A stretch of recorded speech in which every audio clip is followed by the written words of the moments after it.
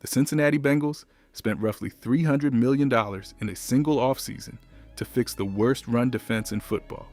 And 4 days into training camp, their own starting center is the one sounding the alarm.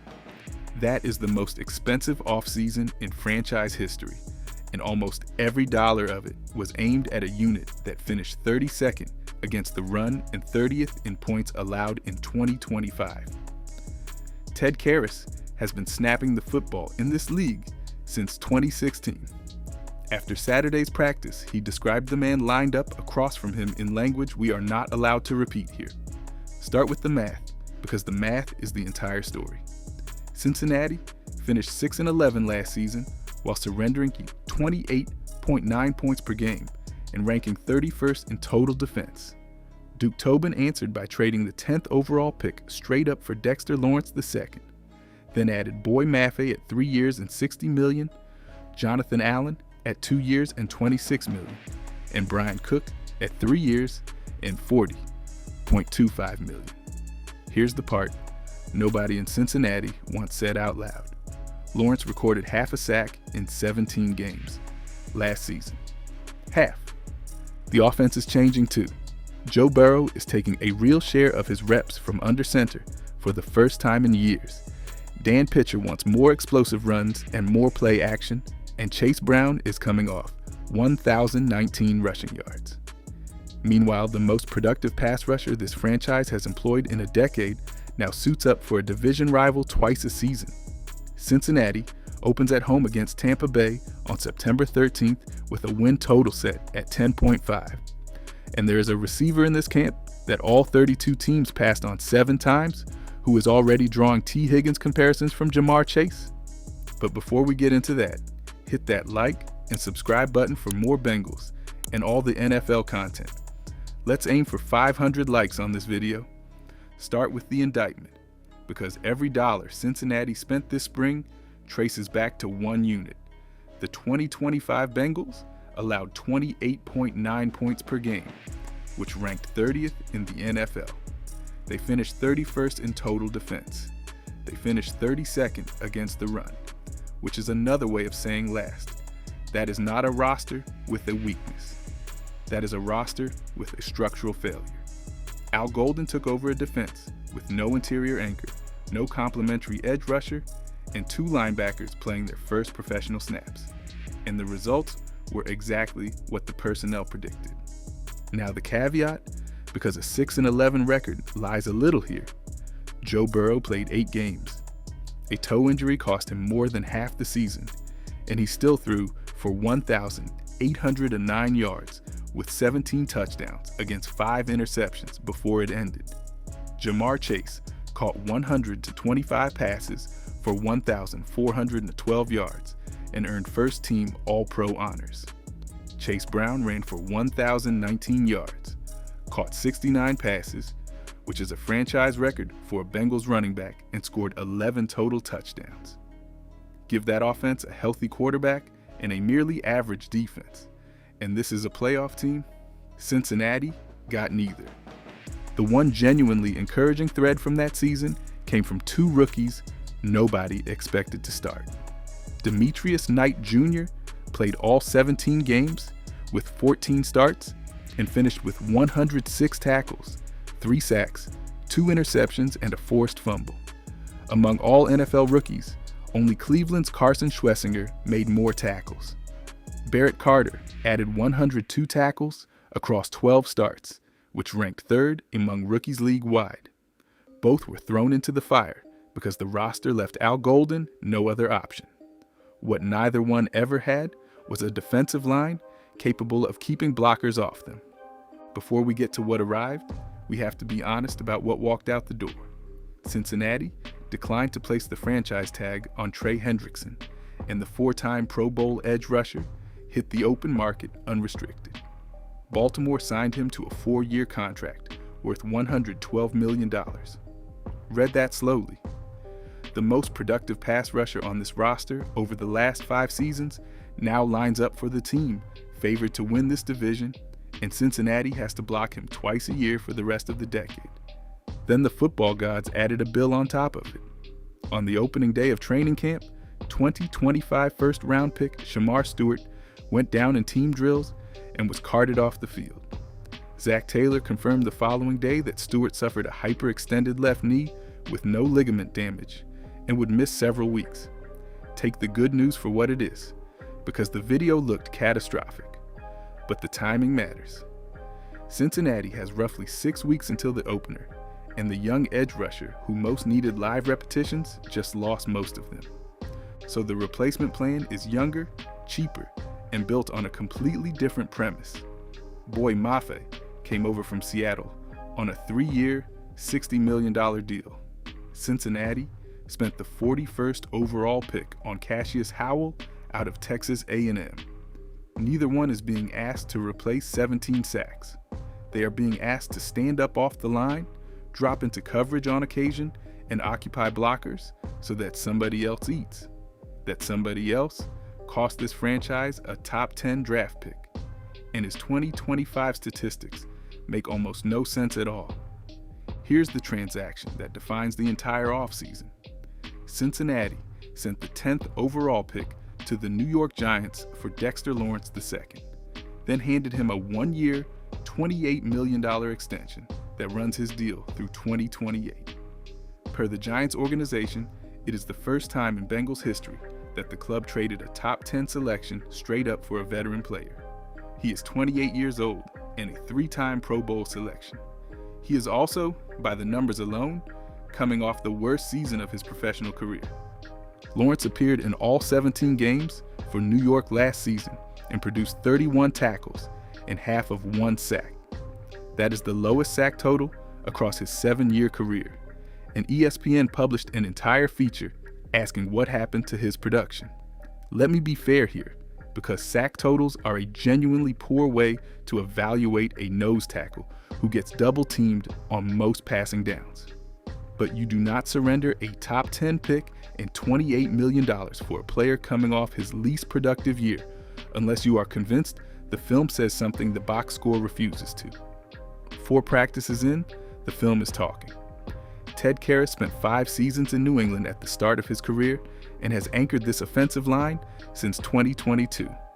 After Saturday's session, he told Bengals broadcaster Dan Hoard that the day felt like going against the 2016 New England defense, and for context, that team won the Super Bowl. On Lawrence specifically, Karras said you have to be ready to go every single day, called his August stressful, and then delivered the line that should worry the rest of the AFC North. At least he gets to hand Lawrence off to the opposing center in September. Cassius Howell came off the board at pick 41 in the 2nd round. Cornerback Tacario Davis, out of Washington, followed at pick 72. Center Connor Lew from Auburn went at pick 128. Receiver Colby Young from Georgia landed 12 spots later at pick 140. Tackle Brian Parker II went at pick 189, and tight end Jack Endries and Navy defensive tackle Landon Robinson closed things out in the 7th round. But the player generating the most noise in this building never heard his name called at all. Noah Thomas is 6'5", 205 pounds, and he signed with Cincinnati as an undrafted free agent on his agent's recommendation. He spent 3 seasons at Texas A&M and caught 73 passes for 984 yards and 15 touchdowns, including a 2024 campaign where he led the Aggies with 39 receptions and scored 8 times. He transferred to Georgia for 2025 and caught only 16 balls, though 4 of them went for touchdowns. That is 19 career scores. He is also the great-nephew of Hall of Famer Mike Singletary. Thomas has now produced 2 explosive plays in 4 practices. He climbed the ladder over cornerback DJ Ivey on a contested catch Thursday, then ran past his defender on a deep post Saturday and hauled in a long touchdown from Josh Johnson.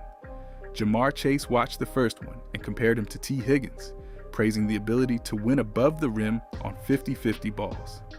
Asked how a player this explosive caught 16 passes at Georgia, Thomas said it was his 5th playbook in 4 years. August hype is cheap, and undrafted receivers wash out constantly. This one has an actual explanation attached. The bigger structural change is what Cincinnati is doing with all of it. This defense is playing a genuine 3 and 4 front with 5 defensive linemen on the surface. And Boy Mafe, or Cassius Howell, is the 5th man standing up on the edge. Charlie Goldsmith of Fox 19 reported that the extra lineman is effectively taking the slot cornerback snaps. That is not a Cincinnati quirk.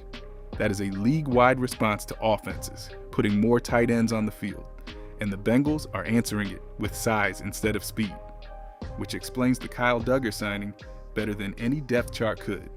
Cincinnati did not go get a veteran slot corner. They signed a 6'2", 216-pound safety who can cover a tight end, play linebacker, or set an edge. Jalen Davis remains the favorite at nickel, with free agent Josser Taylor getting first-team repetitions. Al Golden explained the standard plainly, saying the nickel drives the bus, that changing your alignment changes the call for all 11 defenders, and that Davis handles that at a very high level. Davis already intercepted Joe Burrow on a rollout Saturday. The offense is running a parallel experiment. Dan Pitcher wants more explosive runs, and the cleanest route to explosive runs is more snaps under center with more play action attached. Joe Burrow has been noticeably compliant, telling reporters he can do whatever is asked of him, that he has, and that he will. The results have been uneven, which is the point of August. Andre Iosivas is winning deep, and Burrow said the spring he just had was his best. Mitch Tinsley caught 2 touchdowns in 1 red zone period Saturday. Now the payoff, and it arrived from 3 other franchises. Cleveland handed Denzel Ward a 2-year extension worth $62.2 million with $52.3 million guaranteed. That is $31.1 million per season, which makes him the highest paid defensive back in NFL history for the 2nd time in his career. Philadelphia gave Jalen Carter 4 years and $152 million with $106 million guaranteed, which comes out to $38 million per year and the richest defensive tackle contract ever signed. New Orleans extended Chris Olave for 4 years and $132 million with $90 million guaranteed. Run those against Cincinnati's books. Dexter Lawrence II is a 3-time Pro Bowl interior defender making $28 million per season, a full $10 million less than Jalen Carter. T. Higgins is earning $28.75 million per year on his 4-year, $115 million deal, which is now less annually than a receiver in New Orleans who has never played a full season with a settled quarterback situation. That is the answer to the half-sack problem. Cincinnati is not paying Lawrence for last year's box score. It is paying below market for a player the market values at $38 million. The catch is that the bill is not finished. DJ Turner II is entering the final year of his rookie contract. Dax Hill is playing on a 5th-year option worth $12.68 million. And Chase Brown told reporters he does not want to go anywhere else, with 1 year left on his deal. Duke Tobin has roughly $7.5 million in cap space to work with. Then Cleveland reset the cornerback market. 3 extensions, 1 shrinking checkbook, and a defense that only works if all of it holds together. So where does this actually land? Baltimore sits at minus 115 to win this division, and Cincinnati sits at plus 185, which tells you the odds makers still respect the team that just added Trey Hendrickson to a roster that has owned this rivalry. DraftKings has the Bengals favored in 15 games this season, 2nd most in the NFL. Those 2 facts do not contradict each other. They describe a team with the best quarterback in the division and the least proven defense among the contenders in it. Here's my prediction, and I want you to argue with it. This team finishes 11-6, wins the AFC North outright, and Dexter Lawrence II posts more sacks in his first 8 games in Cincinnati than he did in all 17 with the Giants. The run defense that finished dead last season finishes inside the top 12 because Demetrius Knight Jr. and Barrett Carter spend the season running free behind roughly 700 pounds of interior linemen instead of getting swallowed by guards. Baltimore gets swept in the process. If you think that is too aggressive, the comment section is directly below and I read all of it. Tell me your record. Tell me where I am wrong about Noah Thomas, and subscribe before the pads come on and this depth chart starts sorting itself out for real. Because the next thing worth watching in Cincinnati is not a contract or a trade. It is which of these three receivers behind Jamar Chase and T. Higgins actually claims the job, and that answer is coming in the preseason.